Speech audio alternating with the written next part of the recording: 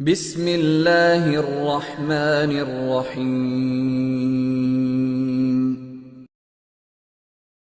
حالت جنابت میں روزے کا حکم، کیا حالت جنابت میں روزہ ہو جاتا ہے؟ جی ہاں، حالت جنابت کا روزے سے کوئی تعلق نہیں ہے، ہو جاتا ہے، البتہ نماز حالت جنابت میں نہیں ہوتی۔ بعض لڑکوں کو احتلام ہو جاتا ہے تو صبح وہ بغیر غسل کے سحری کر لیتے ہیں تو پریشان ہوتے ہیں، تو کوئی بات نہیں، آپ بغیر غسل کے سحری کر لیں اور پھر نماز سے پہلے آپ غسل کر لیں۔ روزے میں احتلام اور مشزنی، کیا روزے کے دوران احتلام یا مشزنی سے روزہ ٹوٹ جاتا ہے اور کیا اس پر کفارہ واجب ہے؟ روزے میں احتلام ہو جائے تو کچھ بھی نہیں ہوتا، اگر مشزنی کی ہے تو روزہ ٹوٹ جاتا ہے لیکن کفارہ واجب نہیں ہوتا۔ کفارہ جو لازم ہوتا ہے وہ جمع کرنے سے، تو اگر پراپر جب تک انٹرکورس کسی نے نہ کیا ہو تو انٹرکورس کرنے سے جو ہے بیوی کے ساتھ یا کسی بھی عورت کے ساتھ، جو حرام ہے، ناجائز ہے بہرحال، لیکن اس سے کیا ہوتا ہے کہ روزہ بھی ٹوٹے گا اور کفارہ بھی لازم ہوگا۔ تو جو نوجوان روزہ رکھ کے اگر خدا نخواستہ یہ کام کر لیتے ہیں، مجزنی کر لیتے ہیں، تو توبہ استغفار بھی کریں اور بعد میں ایک روزہ قضا بھی کریں، لیکن کفارہ ان پر لازم نہیں ہے۔ روزے میں انجیکشن اور ڈرپ کا حکم، روزے کی حالت میں انجیکشن یا ڈرپ لگانے کا حکم بیان کر دیں۔ کچھ نہیں ہوتا ہے، ڈرپ یا انجیکشن لگانے سے روزہ نہیں ٹوٹتا۔ کون سی الٹی ہونے سے روزہ ٹوٹ جاتا ہے؟ الٹی آئی اور نگل لی تو کیا روزہ ٹوٹ جائے گا؟ طلحہ صاحب کراچی سے، دیکھیں منہ بھر کے الٹی آئی نا، فل اسپیڈ کے ساتھ، جو روکنا ہی ممکن نہیں تھا آپ کے لیے، اتنی بھر کے، ایسی الٹی کو نگلنے سے روزہ ٹوٹ جاتا ہے۔ لیکن عام طور پہ جو ابکائیاں آ رہی ہوتی ہیں، سحری کے بعد لوگوں نے اتنا پھوڑا پھاڑا ہوتا ہے، افطاری میں اتنے پکوڑے پھوڑ دیے اور پھر سحری میں بھی دبا کے پھوڑ پھاڑ دیا، تو اس کے بعد تباہی آ جاتی ہے اور وہ ابکائیاں آتی ہیں، تو وہ تھوڑی بہت جو ابکائیاں آتی ہیں ان کو نگل لیا تو اس سے روزہ نہیں ٹوٹتا۔ الٹی سے دو صورتوں میں روزہ ٹوٹتا ہے، ایک یہ کہ آپ نے خود سے الٹی کی حلق میں ہاتھ ڈال کے اور وہ الٹی بھی منہ بھر کے ہوئی ہو، تو ایسی الٹی سے روزہ ٹوٹ جاتا ہے، ایک تو یہ۔ دوسرا یہ کہ الٹی آپ نے خود نہ کی ہو، ہوئی منہ بھر کے ہو لیکن آپ نے نگل لی اس کو، تو روزہ ٹوٹتا ہے۔ اگر خود ہوئی اور نگلی نہیں تو بے شک منہ بھر کے بھی ہو تو روزہ نہیں ٹوٹتا، کیونکہ آپ نے نگلی نہیں ہے۔ اور اگر خود آپ نے ہاتھ ڈال کے الٹی کی مگر منہ بھر کے نہیں ہوئی وہ، تو بھی روزہ نہیں ٹوٹتا۔ تو دو ہی صورتیں بچی ہیں کہ ہاتھ ڈال کے منہ میں خود سے آپ نے الٹی کی ہو تو منہ بھر کے ہوئی ہو تو روزہ ٹوٹے گا، یا یہ کہ خود سے الٹی ہوئی ہو منہ بھر کے اور آپ نے نگل لی ہو تو روزہ ٹوٹے گا۔ باقی جتنی بھی الٹی کی صورتیں ان میں روزہ نہیں ٹوٹتا۔ شوگر کے مریض کا روزہ توڑنا، میرا شوگر لیول اکثر کم ہو جاتا ہے، اگر روزہ نہ ہو تو کچھ میٹھا کھا لیا جائے تو بہتر ہوتا ہے، لیکن روزے کی حالت میں اگر شوگر لیول کم ہو جائے تو کیا روزہ توڑنے کی گنجائش ہوگی؟ نیز کیا روزے کی حالت میں انسولین لگا سکتے ہیں؟ دیکھیں، اگر روزہ رکھنے سے آپ کے شوگر لیول ڈاؤن ہو گیا اور تو ظاہر ہے شوگر کے پیشنٹ کو تو اس سے موت کا بھی خطرہ ہوتا ہے، کومے میں جانے کا خطرہ ہوتا ہے، تو ایسی صورت میں صرف گنجائش ہی نہیں ہے بلکہ روزہ توڑنا لازم ہے، کیونکہ جان بچانا بہرحال پہلے فرض ہے۔ باقی روزے کی حالت میں انسولین لگا سکتے ہیں، جی انجیکشن ہر طرح کا لگایا جا سکتا ہے روزے کی حالت میں۔ روزہ کس عمر میں فرض ہے؟ میری بیٹی کی عمر 13 سال ہے مگر وہ شرعی طور پر بالغ نہیں ہوئی، کیا اس پر روزہ فرض ہے؟ لیکن لڑکے پر کس عمر میں روزہ فرض ہوگا؟ دیکھیں، بیٹی کی عمر 13 سال ہے اور بھی روزہ فرض نہیں ہے، لیکن چونکہ قریب البلوغ ہو چکی ہے تو آپ پر لازم ہے کہ بیٹی کو روزے رکھوائیں۔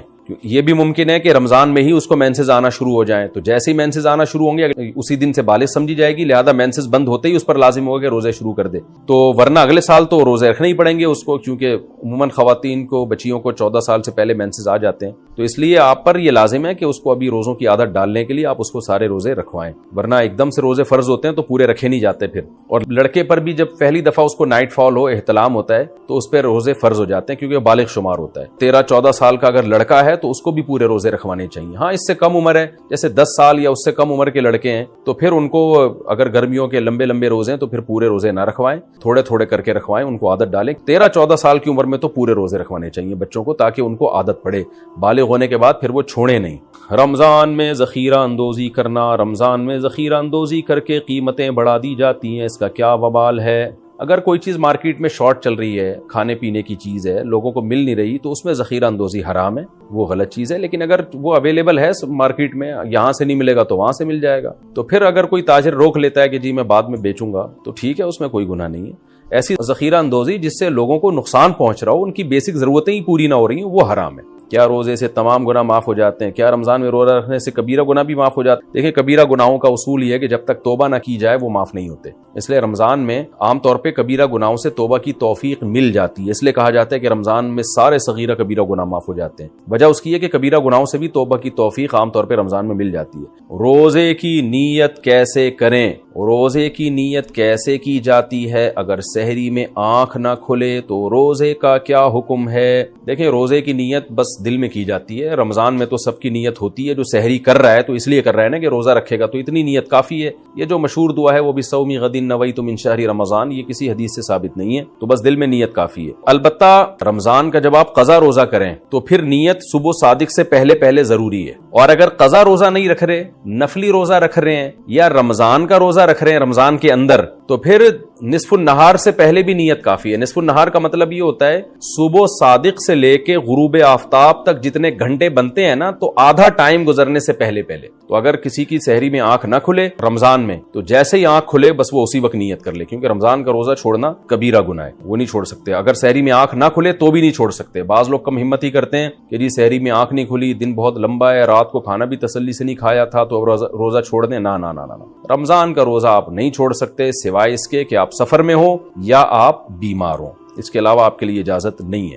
سحری اور افطاری اذان سے کریں یا وقت سے؟ سحری اور افطاری کا تعلق اذان سے ہے یا وقت دیکھ کر سحر و افطار کرنا چاہیے؟ وقت سے اس کا تعلق ہے, اذان سے نہیں ہے. اذانیں بعض دفعہ غلط ہو جاتی ہیں, تو اس لیے اذان کے بجائے نا جو سحر افطار کے جو ٹائم کے نقشے ملتے ہیں ان کو دیکھا کریں, اور اس سے بھی احتیاطاً 2 منٹ بعد روزہ کھولیں. یہ جو حدیث میں آتا ہے کہ جلدی افطار کا ہمیں حکم ہے, تو بالکل ایسا ہی ہے, لیکن جلدی کا مطلب یقین تو ہو کہ سورج غروب ہو گیا ہے. تو یہ جو نقشے ہمیں ملتے ہیں جن میں سورج غروب ہونے کا ٹائم لکھا ہوتا ہے, یہ احتیاطی ٹائم ہوتا ہے, یقینی نہیں ہوتا. لہذا اس میں کم از کم 2 منٹ کی احتیاط لازمی کیا کریں. میرا یہ معمول ہے ہمیشہ سے کہ اگر سورج غروب ہونے کا ٹائم 6:30 لکھا ہوا ہے تو میں 6:32 پہ افطار کرتا ہوں. تو سحری میں بھی بہتر ہے کہ 1 منٹ پہلے بند کر لیں. منہ میں غلطی سے پانی چلا گیا تو روزہ کیا ٹوٹ جائے گا؟ اگر غلطی سے منہ میں پانی چلا جائے تو روزہ ٹوٹ جائے گا, اور صرف قضا ہوگی یا کفارہ بھی ہوگا؟ ایک ہوتا ہے بھولے سے پانی پی لینا, تو بھولے سے پانی پینے سے تو روزہ بھی نہیں ٹوٹتا, کفارہ بھی نہیں ہوتا. ایک ہے غلطی سے پانی چلا جانا, یعنی آپ کو روزہ یاد تھا اور آپ نے منہ میں کلی کی اور غلطی سے منہ میں چلا گیا, وہ روک ہی نہیں سکے پانی, تو پھر روزہ ٹوٹ جائے گا آپ کا. ایسی کوئی حدیث ہمارے پاس نہیں ہے جس میں آتا ہے کہ غلطی سے پانی پینے سے بھی روزہ نہیں ٹوٹتا. بھولے سے ہے, غلطی کا نہیں ہے. تو غلطی سے چلا گیا تو یہ چونکہ آپ کی غفلت ہے لہذا روزہ ٹوٹ جائے گا, لیکن کفارہ نہیں ہوگا کیونکہ جان کر آپ نے نہیں کیا, صرف قضا ہوگی. روزہ نہیں رکھا تو صرف قضا اور کفارے کا حکم. اگر کوئی شخص جان بوجھ کر روزہ نہ رکھے تو بعد میں قضا کرے گا یا کفارہ بھی دے گا؟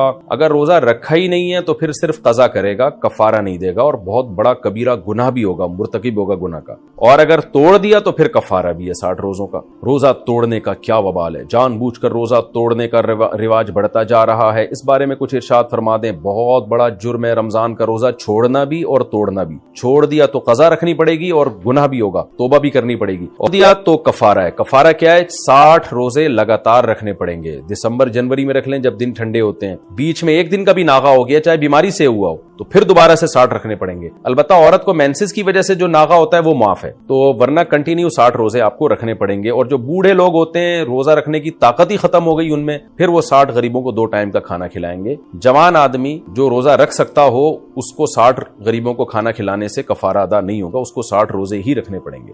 روزہ چھوڑنا کب جائز ہے؟ کن صورتوں میں روزہ چھوڑنا جائز ہے؟ صرف 2 صورتوں میں جائز ہے. بیمار ہونے کا خطرہ ہو یا آپ سفر میں ہوں. پریگننسی میں عورت روزہ نہیں چھوڑ سکتی الا یہ کہ بیماری کا خطرہ ہو. دودھ پلانے والی عورت روزہ نہیں چھوڑ سکتی الا یہ کہ اپنے یا بچے کے بیمار ہونے کا غالب گمان ہو. صرف وسوسہ کافی نہیں ہے, غالب گمان ہو. جیسے دودھ ہی پیدا نہیں ہو رہا ہے ایک عورت کا روزہ رکھے اور بچہ کو نقصان ہو رہا ہے پھر, تو وہ مجبوراً روزہ چھوڑ سکتی ہے, لیکن نارملی ایسا ہوتا نہیں ہے. دودھ پلانے والی خواتین سے میں کہتا ہوں بھائی افطاری سے لے کے صبح سحری تک نان اسٹاپ آپ کھائیں تو سارا دن آپ فیڈ کرائیں.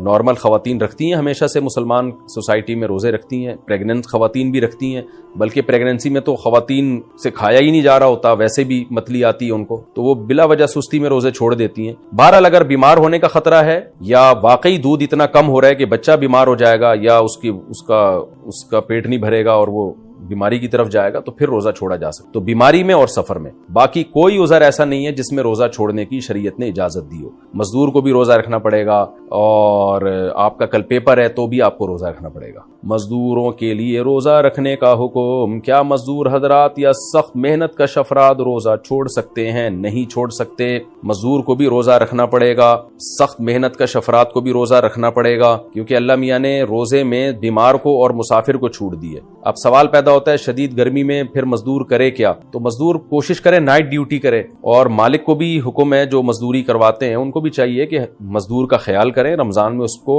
زیادہ بوجھ نہ دیں، رات کے وقت میں کام کروائیں، دن میں اس کو چھٹی دے دیں۔ اگر وہ نہیں کرتے تو بھی بہرحال روزہ رکھنے کی کرنا پڑے گا مزدور کو۔ خدا نہ خواستہ روزے کے دوران حالت بہت غیر ہو جاتی ہے، بے ہوش ہونے کا یا مرنے کا خطرہ ہو جاتا ہے یا بیمار ہونے کا خطرہ ہوتا ہے، پھر مزدور کو روزہ توڑنے کی اجازت ہوگی، تو توڑ دے، پھر ایسی صورت میں گناہ نہیں ہوگا، بعد میں قضا کر لے، لیکن چھوڑنا پھر بھی جائز نہیں ہے۔ لیکن بھوک اور پیاس کی شدت کی وجہ سے روزہ توڑنا یہ جائز نہیں ہے، کیونکہ روزہ تو نام ہی بھوک اور پیاس کی شدت کو برداشت کرنے کا ہے۔ کوئی کسی کو کم بھوک لگتی ہے، کسی کو زیادہ، کوئی ایئر کنڈیشن میں بیٹھ کے روزہ گزار دیتا ہے اسے تو لگتی نہیں ہے، کوئی گرمی میں چل پھر کے گزارتا ہے اس کو بہت لگتی ہے۔ تو اللہ میاں نے اس میں کوئی فرق نہیں رکھا کہ بھوک کی شدت کم ہو یا زیادہ ہو، وہ بہرحال برداشت کرنی پڑے گی۔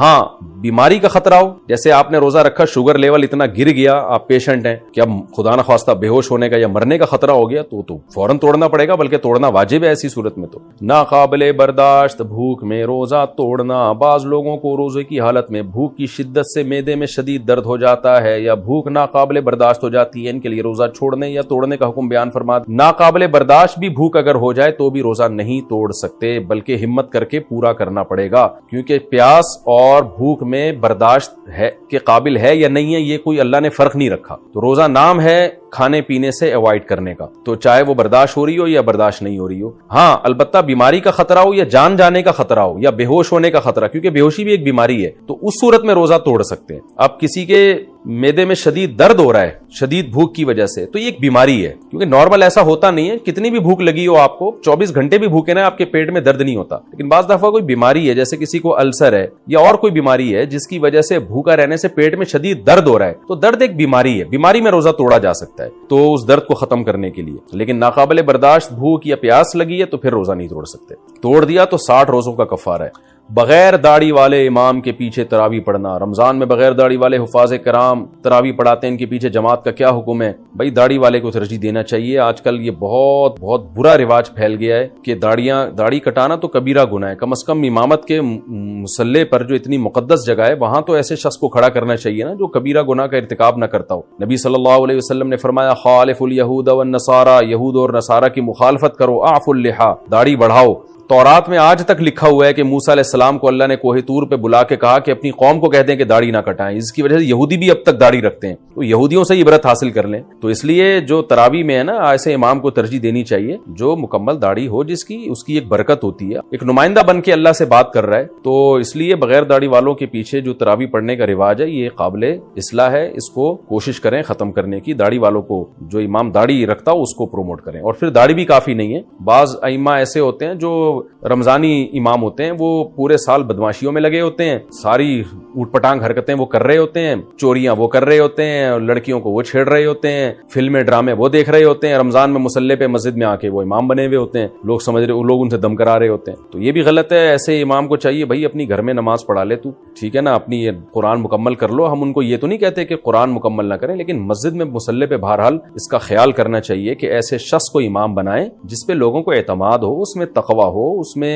کچھ صورت اور سیرت سے وہ شریعت کا پابند لگتا ہو، کیونکہ اس کے اثرات پھر مقتدیوں میں جاتے ہیں اور نماز کی برکتیں زیادہ حاصل ہوتی ہیں۔ صحابہ کیوں اس کا خیال کیا کرتے تھے کہ ہم پیغمبر کے پیچھے نماز پڑھیں؟ کیونکہ امام جتنا مقدس ہوگا نماز بھی اتنی ہی جاندار ہوگی۔ نابالغ بچے کا تراویح پڑھانا یا سننا۔ نابالغ بچوں کے پیچھے تراویح کا کیا حکم ہے؟ نیز کیا چھوٹا بچہ تراویح میں سامع بن سکتا ہے؟ سامع بن سکتا ہے، امام نہیں بن سکتا، بشرطے کہ یعنی بہت چھوٹا بچہ نہ ہو، یعنی صبی ممیز جسے کہا جاتا ہے، 7 سال سے عمر زیادہ ہو تو ایسا بچہ سامع بن سکتا ہے، لیکن امام نہیں بن سکتا نابالغ بچہ۔ ہاں نابالغ بچہ نابالغوں کا امام بن سکتا ہے۔ گھر میں بچے جو قرآن حفظ کر لیتے ہیں تو ان کو چاہیے کہ گھروں میں تراویح پڑھائیں، چھوٹے بہن بھائی ان کے ساتھ کھڑے ہو جائیں جماعت میں، تو ان کا قرآن بھی مکمل ہو جائے گا، لیکن بالغوں کو نماز پڑھانے کے لیے امام کا بالغ ہونا بھی ضروری ہے۔ کیا عورت دیگر عورتوں کو تراویح پڑھا سکتی ہے؟ اگر ہاں تو اس کا طریقہ کار بتا دیں۔ نیند اگر پیچھے لڑکا بھی کھڑا ہو جائے تو کیا حکم ہوگا؟ عورت کی امامت میں اگر لڑکا پیچھے کھڑا ہو جائے تو اس لڑکے کی گی تو بہرحال نماز نہیں ہوگی، کیونکہ مرد کو تو مرد ہی امامت کر سکتا ہے، لیکن عورت کی امامت کرے تو ہمیں اس بارے میں ایک روایت حضرت عائشہ سے ملتی ہے، لیکن اسلاف نے نہ اس پر عمل کیا، نہ ہمیں کوئی اس کی کوئی نبی صلی اللہ علیہ وسلم سے اس کی کوئی حوصلہ افزائی ملی، اور نہ کسی فقیہ نے اس عمل کو پسندیدہ عمل قرار دیا۔ یہی وجہ ہے کہ خلفائے راشدین کے دور میں بھی ایسا نہیں ہوا، بعد میں بھی ایسا نہیں ہوا، اور ہمیشہ مرد ہی امامت کرتے رہے ہیں۔ تو اس لیے حضرت عائشہ کے اس عمل سے یہ بہرحال پتہ چلتا ہے کہ اگر کوئی عورت ایسا کر لے گی تو پیچھے عورتوں کی نماز ہو جائے گی، لیکن یہ عمل بہرحال پسندیدہ ہے نہیں۔ دیگر احادیث کو بھی اگر ہم سامنے رکھ کے دیکھتے ہیں، کہیں بھی ایسا نہیں ملتا نا کہ نبی صلی اللہ علیہ وسلم نے جماعت عورتوں کی کروائی ہو اس طرح سے کہ عورت کو حکم دیا۔ مثال کے طور پر آپ صلی اللہ علیہ وسلم کی جماعت مسجد سے نکل جاتی تھی، آپ گھر میں آگے امہات کو اپنے پیچھے کھڑا کر کے خود نماز پڑھاتے تھے۔ اور یہ بھی نہیں ہے کہ آپ صلی اللہ علیہ وسلم نے خواتین کو جب حکم دیا نا کہ تمہاری گھر کی نماز مسجد سے بہتر ہے، تو گھر میں آپ نے ان کو انفرادی نماز کا حکم دیا ہے۔ آپ یہ کہہ سکتے تھے کہ گھر مسجد میں جماعت پڑھنے سے بہتر ہے تم گھروں میں جماعت کر لو، اگر اس کی اجازت ہوتی نا،